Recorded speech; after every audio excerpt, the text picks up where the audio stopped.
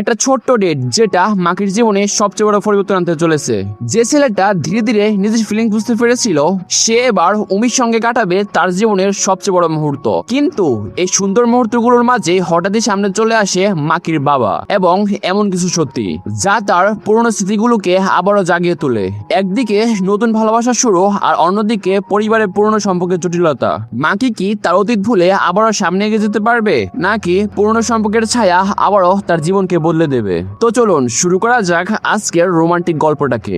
Episode শুরু হয় যেখানে মাকির বাবা তাকে দেখে বলেন, তুমি কি এখানে ঘুরতে এসেছিলে? মাকি অবাক হয়ে উত্তর দেয়, না, আমি এখানে শপিং করতে এসেছিলাম। মাকির বাবা মুচকি এসে বলে, শেষবার তোমাকে সামার ব্রেকে দেখেছিলাম, আমার তোমার সাথে দেখা করার জন্য একটু সময় বের করা উচিত ছিল, কিন্তু কাজের ব্যস্ততার কারণে সেটা হয়ে ওঠেনি। মাকি বাবার দিকে তাকিয়ে কিছুটা চিন্তিত হয়। মাকি বলে, আপনি কি এখানে কাজের জন্য এসেছিলেন? হ্যাঁ, একজন ক্লায়েন্টের সঙ্গে দেখা করতে এসেছিলাম, এখন আবার ফিরে যাচ্ছি। মাকি তখন বাবাকে নিজের খেয়াল রাখার কথা জিজ্ঞাসা করে। মাকি বলে, আপনি নিজের যত্ন নিচ্ছেন তো? তার বাবা বলে, আমার চিন্তা করো না। ঠিক তখনই পেছন থেকে একজন মহিলা এসে তাকে ডাক দেয়। তিনি মাকির বাবার সহকর্মী ছিলেন। মিনাতো বলে, চিফ, আপনার অনেক সময় হয়ে গেছে, তাই ভাবলাম দেখতে এসি। মাকির বাবা তখন বলেন, ও সরি, তোমার সাথে পরিচয় করিয়ে দেই, এ হলো আমার ছেলে মাকি। মিনাতো বলে, তোমার সাথে দেখা হয়ে আমার ভালো লাগলো, আমার নাম মিনাতো কায়া। মাকি বলে, হ্যালো, আপনার সাথে দেখা হয়ে আমারও ভালো লাগলো। ঠিক তখনই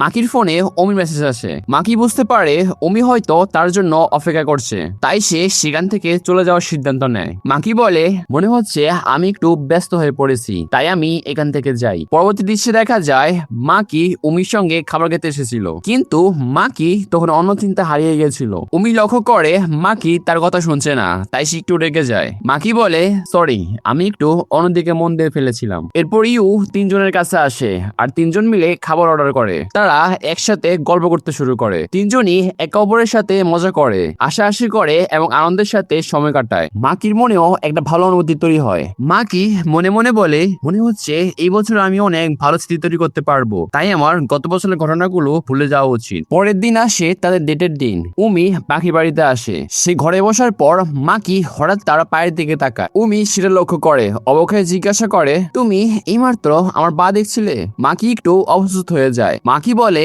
না, বাইরে অনেক ঠান্ডা ছিল তাই দেখছিলাম। উমি বলে, হ্যাঁ, বাইরে আসার সময় আমারও একটু খারাপ লাগছিল, ভাবছিলাম হয়তো স্কার্ট না পরলে ভালো হতো। মাকি তখন তাকে বলে, তাহলে তোমার স্কার্ট পরা উচিত হয়নি। উমি মুচকি এসে উত্তর দেয়, আমি চেয়েছিলাম আমার ডেটে আমাকে সুন্দর লাগুক। মাকি তার কথা শুনে একটু লজ্জা পায়। মাকি অবাক হয়ে জিজ্ঞাসা করে, তাহলে তুমি বাইরে দেখা না করে এখানে এলে কেন?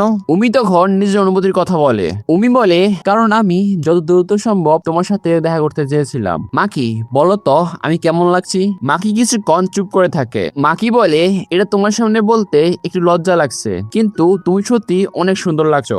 উমি এই কথাগুলো শুনে অনেক খুশি হয়ে যায়। এরপর তারা দুজন বাইরে বের হয়। উমি মাকির হাত ধরে হাঁটার কথা বলে। উমি বলে, আজ আমার হাত ধরে ঘুরবে। মাকি একটু নার্ভাস হয়ে বলে, আমাকে এসবের ব্যাপারে শেখাতে থাকো, আমি সবকিছু ভালো করে শিখতে চাই। উমি মাকির দিকে তাকিয়ে হাসে। উমি বলে, আজ তুমি অনেক কিউট ভাবে আচরণ করছো। এরপর তারা সিনেমা দেখতে যায়। উমি আগে থেকে কাপল সিট বুক করে রেখেছিল। সে মাকিকে ধরে পাশাপাশি বসে। মাকি লজ্জায় চুপ থাকে। উমি তখন তাকে বোঝায়, এটা কাপল সিট, তাই আমাদের অন্য কাপলদের মতো বসা উচিত। এরপর তারা একসাথে সিনেমা দেখতে শুরু করে, কিন্তু কিছুক্ষণ পর দেখা যায় উমি সিনেমা দেখতে দেখতে ঘুমিয়ে পড়েছে, কারণ সিনেমাটির তার কাছে অনেক বোরিং লাগছিল। সিনেমা শেষ হওয়ার পর বাইরে এসে উমি বলে, ইস, আমরা যদি এর বদলে অন্য সিনেমা দেখতে যেতাম। মাকি তার কথা শুনে হাসে। এরপর তারা সেখান থেকে বের হয়ে খাবার খেতে যায়। খাওয়া শেষ করে বের হওয়ার পর উমি সামনে একটা ক্যারিওকে দেখে। উমি বলে, চলো ওখানে যাই।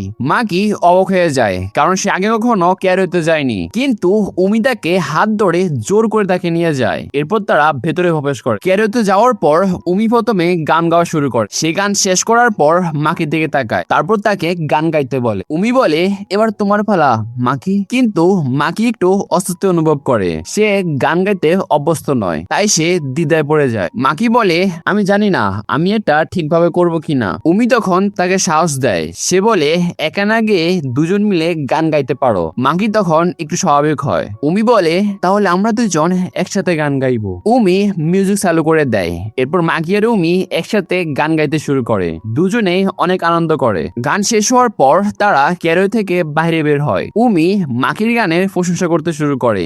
মাকি তার কথা শুনে খুশি হয়। উমি বলে, তুমি তো বেশ ভালো গান গাইলে। মাকি বলে, এর জন্য তোমাকে ধন্যবাদ। উমি তখন হাসতে শুরু করে। এরপর তারা দুজন বসে। উমি মাকির খুব কাছে এসে বসে পড়ে। সে মাকির দিকে তাকিয়ে একটা প্রশ্ন করে। উমি বলে, তুমি আমার সম্পর্কে কি ভাবো? উমির এই কথাগুলো শুনে মাকির মাথায় আগের সেই কিসের কথাগুলো মনে পড়ে যায়। সে কিছুটা নার্ভাস হয়ে পড়ে। তারপর উমির দিকে তাকিয়ে বলে, তুমি কি চাও আমি সেটা এখনই বলি? উমি একটু লজ্জা পেয়ে বলে, আমি তোমাকে বাধ্য করছি না, কিন্তু আমি এটা তোমার মুখ থেকে শুনতে চাই। উমি আবারও জিজ্ঞাসা করে, তোমার কি কোনো সমস্যা আছে? মা কি দ্রুত উত্তর দেয়, না এমন কিছু নয়। উমি তখন আরো কাছে এসে বলে, তাহলে আমার কানে আস্তে করে বলো। মাকি তখন অনেক নার্ভাস হয়ে যায়। মাকি মনে মনে বলে, আমি জানি না আমি এখন আত্মবিশ্বাসের সাথে বলতে পারবো কিনা যে আমি উমির বয়ফ্রেন্ড। তারপর মাকি উমির কানে কিছু বলতে যায়, কিন্তু ঠিক তখনই উমি হেসে পড়ে। উমি বলে, আমার গুদগুদি লাগছে। ঠিক সেই মুহূর্তে পেছন থেকে একটি পরিচিত কণ্ঠ শোনা যায়। মাকি পেছনে তাকায়। সেখানে মাকির বাবা দাঁড়িয়েছিলেন। তাদের দুজনকে দেখে মাকি একটু অবাক হয়ে যায়। উমি মাকির দিকে তাকিয়ে জিজ্ঞাসা করে, তুমি কি ওনাকে চিনো? মাকি কিছুক্ষণ চুপ থেকে উত্তর দেয়, হ্যাঁ উনি আমার বাবা। মাকি পরিস্থিতিটা অনেক অস্বস্তি লাগতে শুরু করে। মাকি তখন উমিকে নিয়ে সেখান থেকে চলে যেতে বলে, কারণ সে চায় না তার বাবা এই পরিস্থিতি দেখুক। তার মন আরো অস্থির হয়ে যায়। মাকি বলে, চলো আমরা এখান থেকে যাই। কিন্তু ঠিক তখনই উমি মাকিকে জড়িয়ে ধরে। সে তাকে শান্ত করার চেষ্টা করে। উমি তখন পর্যন্ত তাকে ধরে রাখে যতক্ষণ না মাকির বাবা সেখান থেকে চলে যায়। মাকির বাবা উমিনা তো চলে যাওয়ার পর মাকি একটু হতাশ হয়ে উমির দিকে তাকায়, তারপর ক্ষমা চায়। মাকি বলে, সরি উমি। উমি মিষ্টি এসে বলে, তুমি কোনো ভুল করনি। মাকি তখন নিজের বাবার কথা ভাবে। মাকি বলে, না এটা তোমার বা আমার বাবার কারোই ভুল ছিল না, শুধু সময়টাই ঠিক ছিল না। চলো এবার যাই, অনেক দেরি হয়ে গিয়েছে। এরপর মাকি বাড়িতে ফিরে আসে।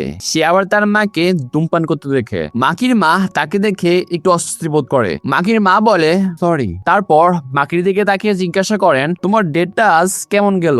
মাকি তার মাকে সব ঘটনাগুলো খুলে জানায় আর যা যা হয়েছে সবকিছু বলে। তার মা সবকিছু শুনে অনেক খুশি হয়। এরপর মাকির মা হঠাৎ একটা প্রশ্ন করে। মাকির মা বলে, তোমার কি আগামীকাল শুক্রবার কোনো প্ল্যান আছে? মাকি বলে, আমার ফাইনাল পরীক্ষা শুরু হচ্ছে, তা আগামীকাল শুক্রবার আমার কোনো প্ল্যান নেই। তখন মাকির মা তাকে জানায়, তোমার বাবা আগামীকাল শুক্রবার তোমার সাথে দেখা করতে চায়। মাকি এই কথা শুনে কিছুটা অবাক হয়। মাকি মনে মনে বলে, ডিভোর্সের সময় তো ঠিক হয়েছিল বাবা মাসে একবার আমার সাথে দেখা করতে পারবে, যতদিন না আমি হাই স্কুল থেকে গ্রাজুয়েট করি। মাকি কিছুক্ষণ চুপ থেকে বলে, আমি বাবাকে ঘৃণা করি না, তিনি আমাকে ভালো রেস্টুরেন্টে নিয়ে যান। তারপর সে বাবার ব্যাপারে চিন্তা করতে থাকে। মাকির মা তখন বলেন, সাধারণত তোমার বাবা আমাদেরকে ঠিক করতে দিতেন কখন দেখা করবে, কিন্তু এবার তিনি নিজে থেকে দেখা করতে চেয়েছেন। মাকির মা আরো বলে, যদিও আমি তাকে বলেছিলাম শুক্রবার থেকে তোমার পরীক্ষা শুরু হবে। মাকি তখন শান্তভাবে উত্তর দেয়, কোনো সমস্যা নেই, তারও তো